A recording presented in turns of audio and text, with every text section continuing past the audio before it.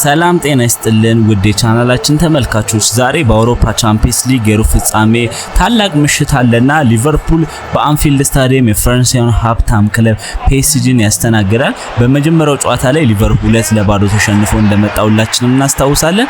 ዛሬ ታሪክ መስራት ይችላል ወይስ አይችልም?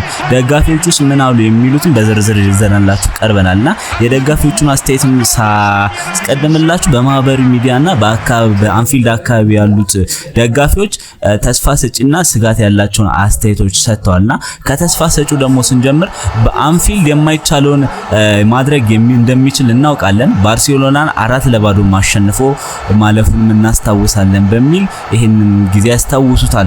ስጋት ያለባቸው ደግሞ የፒኤስጂዎቹን ካቫራስኬሊያና ዱዌን በመጀመሪያው ጨዋታ ላይ በክንፍ አዳክመውናልና ስለዚህ እነሱን መቆጠር ካልቻለን ዋጋ እንከፍላለን የሚል ጥርጥርም አላቸው።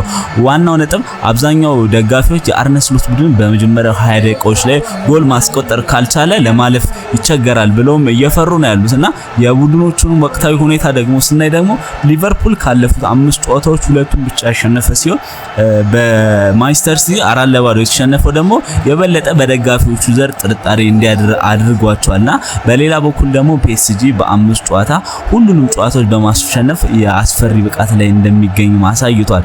በዛሬው ጨዋታ ላይ 3 ቁልፍ ነጥቦች ሲኖሩ በመጀመሪያው መከላከል አለባቸው ፒኤስጂን ለመልሶ ማጥቃት ወይስ መሐመድ ሳላ ዛሬ ግል ብቃቱ ጠቅሞ ሊቨርፑል መርዳት አለበት ወይስ የደጋፊዎቹ ድጋፍ በአንፊልድ ጨዋታ ከፒኤስጂ በጣም ጫና መፍጠር አለበት ወይ የሚሉት እነኚህ 3 ቁልፍ ነጥቦች አሉና እናንተስ ምን ትላላችሁ? ዛሬ ሊቨርፑል 2-0 ተሸንፎ እንደመጣ እናስታውሳለንና ይገለብጣልስ ብላችሁ ታስባላችሁ? ኮከቦቹስ አስገራሚ ገድልን ሰርተው ዛሬ ያሳልፋሉ ብላችሁ ታስባላችሁ? ሐሳባችሁን አጋሩን። ላይክ፣ ሼር፣ ኮሜንት